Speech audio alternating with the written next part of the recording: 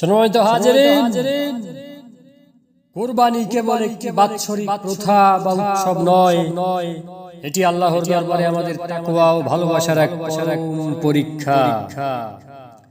আল্লাহ সুবহানাহু ওয়া তাআলা পবিত্র কোরআনে মুমিনদের জন্য একটি চিরন্তন মূলনীতি ঘোষণা করেছেন। সূরা আলে ইমরানের 92 নম্বর আয়াতে আল্লাহ তাআলা বলেন, লান তানালুল বিররা হাত্তা তুনফিকু মিম্মা তুহিব্বুন। তোমরা কখনোই প্রকৃত পুণ্য লাভ করতে পারবে না যতক্ষণ না তোমরা তোমাদের প্রিয় বস্তু থেকে আল্লাহর রাস্তায় ব্যয় করবে। কুরবানির পশুটি হলো আল্লাহর রাস্তায় আমাদের দেয়া একটি নজরানা।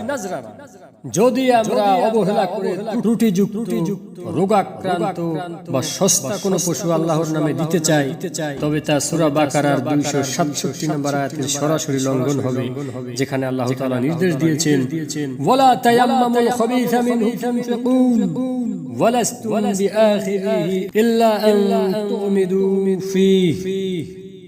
তোমরা আল্লাহর রাস্তায় দেওয়ার জন্য নিকৃষ্ট ত্রুটিযুক্ত জিনিস নির্বাচন করো না, যা কেউ তোমাকে দিলে তোমরা নিজেরা চোখ বন্ধ করা ছাড়া ঘৃণায় গ্রহণ করতে না। সুবহানাল্লাহ।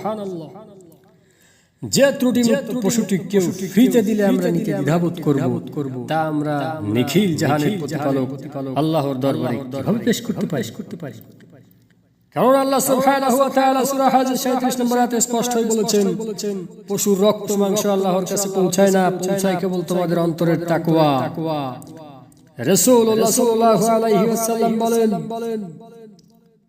রাসূলুল্লাহ সাল্লাল্লাহু আলাইহি ওয়াসাল্লাম পশুর ত্রুটি নির্ণয়ের ক্ষেত্রে আমাদেরকে অত্যন্ত স্পষ্টভাবে সীমারেখা বেঁধে দিয়েছেন।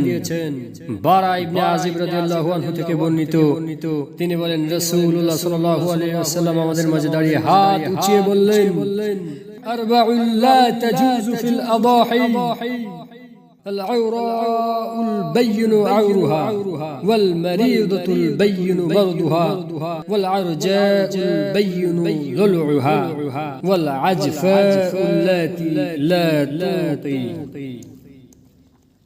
রাসূলুল্লাহ সাল্লাল্লাহু আলাইহি ওয়াসাল্লাম এই সংক্ষিপ্ত বাক্যে চার ধরনের পশুর কথা বলেছেন, যা দিয়ে কুরবানি করা একেবারেই বৈধ নয়। আল-আওরাউল বাইয়িনু আওরুহা, যেই পশুর এক চোখ পুরোপুরি নষ্ট বা কানা এবং তা বাইরে থেকে স্পষ্ট বোঝা যায়, আর যার দুটি চোখই অন্ধ, তা দিয়ে তো কুরবানি না হওয়া তো আরো বেশি অবধারিত। দুই, স্পষ্ট অসুস্থ পশু, আল মারিদাতুল বাইয়িনু মারদুহা, যেই পশুটি